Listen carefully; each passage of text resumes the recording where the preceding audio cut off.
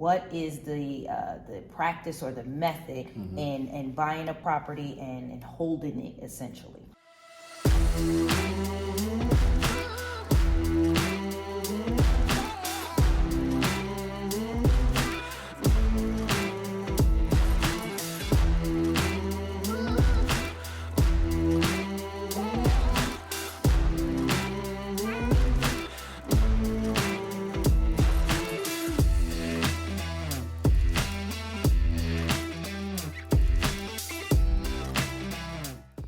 Welcome back to In the Know. I am Tisha Pitts. And I am Tony Pitts. And we are back with another amazing question.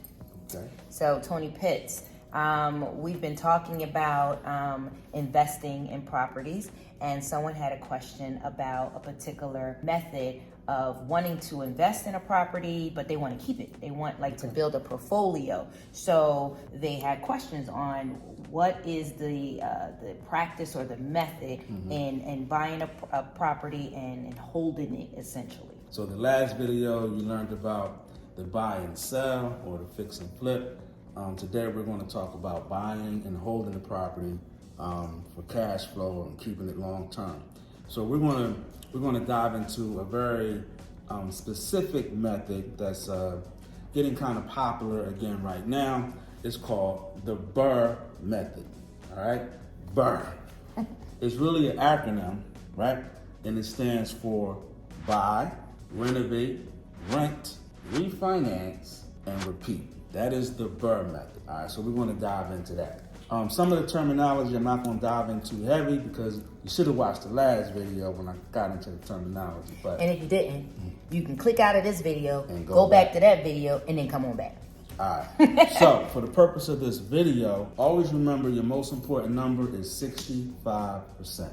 So you're going out and you're looking for a property, and you're like, oh, here's a nice abandoned looking property. You notice in the neighborhood, houses are selling for $300,000. So $300,000 is going to be your number. That is your, say it with me, ARV, which stands for after renovation value. That is the value of the property at its highest use, which means it's fully renovated, kitchen, baths, floors, the whole nine. You did an appraisal, you had an agent come out, and they told you that the market says this property, full capacity, is worth $300,000. Similar properties in the community have sold for $300,000 at the same square foot, bedroom, and the whole nine. Now this property that you saw, not in the best condition, so right now it's nowhere near $300,000. But that is the number that's in your head that you know it will be worth when you're finished renovating the property. So you bought the property, and 65% of this $300,000 is what? $195. Why is that number important?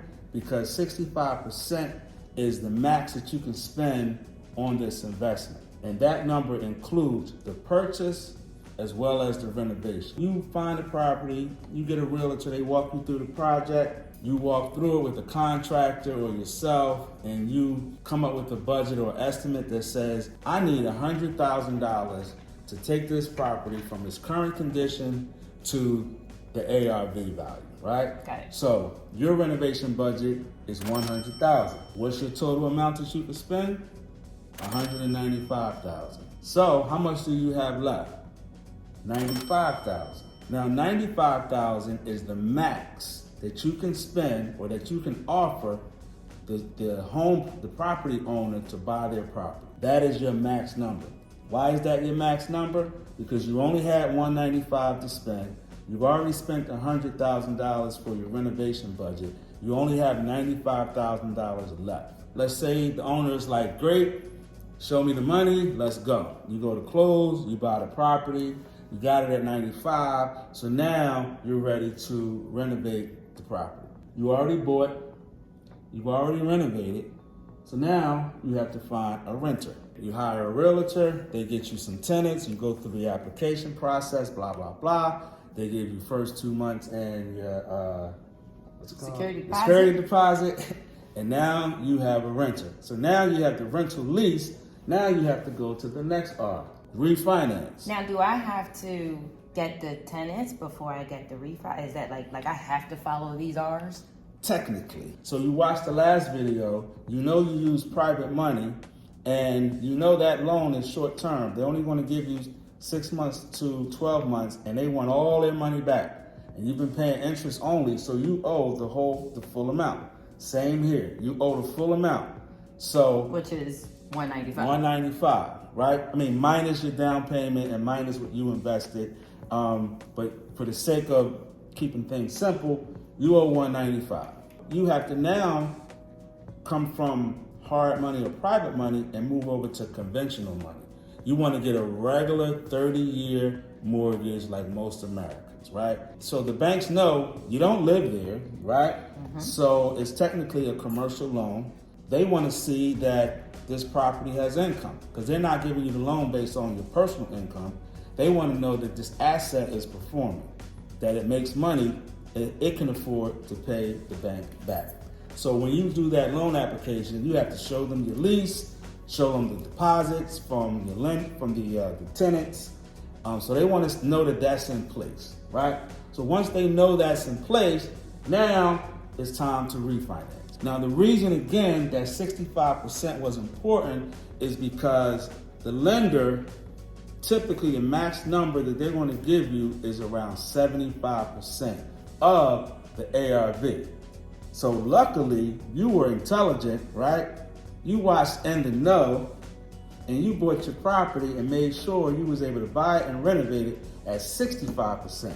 So you know you have a 10% leeway or gap or space in between of money to spend or put in your pocket. So you know you got 65%, you covering everything that you already put out. The bank is giving you 75%. It's at $225,000. Oh. Hey guys, if you're enjoying this video on real estate investing, click the link below. Get our free ebook, a 12-step guide to real estate investing, what every school should be teaching. Click the link below. Enjoy your free ebook. I'm going to get back to work. So you did And what does cash out mean? It means what's left over. That means you're pulling cash off of your property as well. You're not just at 75%. At 75% of the value of the house. Right. Got it. So at the end, you did a new appraisal, and they said, "Oh shoot, you know, you bought the property 4 months ago, 6 months ago, and at the time the ARV was 300. You renovated the property 2, 3, 4, 5, 6 months later. Now it's ready, and guess what? The market value is still holding up at $300,000 for your ARV. Now the lender says we'll give you up to 75% cash out. Right. Now what does that mean? So that means I refinanced. Yes. And now I have a 30-year mortgage at this point. Yes. Okay. I got a 30-year, and now I'm no longer paying interest payments. I have a payment based on whatever those numbers were. So let's just say, for the sake of this diagram, I'm paying $1,000 a month, and now I'm at this stage. I have $225,000 in my pocket. No. Oh, no. So you had a loan.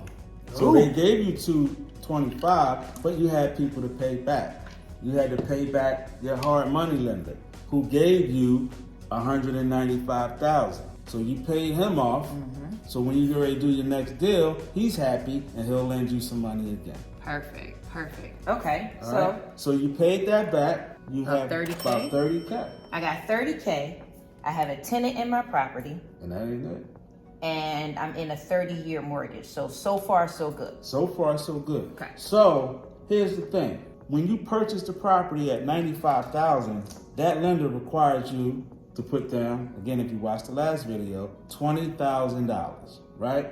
So technically, you really only borrowed $75 because you put down your own $20. So when you did your refi, you got your $20 back. Oh. You got your $20 because that's what you put down. You also had to put down your first draw money, which we talked about that, $20,000, because you really only borrowed $80. You got your $20 back. So you got all your money back. So not only did you get all your money back, you also got an extra $30,000 in your pocket. So you got your 40 back that you initially invested. You did a cash out refi. You got your 40, plus they gave you 30 cash at the table. Nice. Now, I'm done. You ain't done. Remember in the last video, you had to pay taxes on that 30. It was a little bit more, but you had to pay taxes. Well, guess what? That 30 cash goes into your pocket. It's tax-free. Wait a minute, Tony, Tisha, why is it tax-free? Because it's not income, it's debt. It's a loan. You borrowed $30,000. So you don't get taxed on loans. It's not income. And this borrow, are you essentially saying I borrowed $30K off of my asset? Yes. So you refinance, which means you got a new loan. Right. So just trying to understand that the reason why it's not income or tax, like I didn't make that money, right? It's a loan. It's a loan coming from this breakdown of my own asset. Right. Okay. It's a loan. So you borrowed $225,000. You have to now pay back. Right. And you're paying yourself as well. So you pay back your loan and you pay back yourself. Now who's paying back the $30,000? Not you. Your tenant. The tenant. The tenant is paying it. Yay. Because your mortgage covered paying back yourself, it covered paying back the hard money lender, and it's paying you the $30,000, right? So you bought it, you renovated it, you rented it, and then you refinanced it. So what's important is now you got that 40K back to do what? The last R, repeat. So you're going to take that 40K and you're going to do it again, and you're going to do it again, and you're going to do it again. And every time you do it, you put 30K tax-free money in your pocket. You also have a $300,000 asset every single time. Out of that, you have equity. Because remember, your property's worth $300K, but you only owe $225K. So that's $75,000 tucked away in equity. Say it one more time. That's like money in the bank. Run me back again. That's like Why money did in the I bank. get equity? Because how much was your property worth? $300K. How much do you owe on the property? $225K. What's the difference between $300 and $225K? $75K. That's money in the bank. So every time you buy that property, you put 30 in your pocket. You got all your money you invested back. You got $75,000 in equity, and you control $300K in assets. Wow. Now, we're going to take a pause. Tisha going to erase this board, and then we're going to get to the real fun part, the magic of the BRRRR, the BRRRR strategy. BRRRR. Stay tuned for part 2.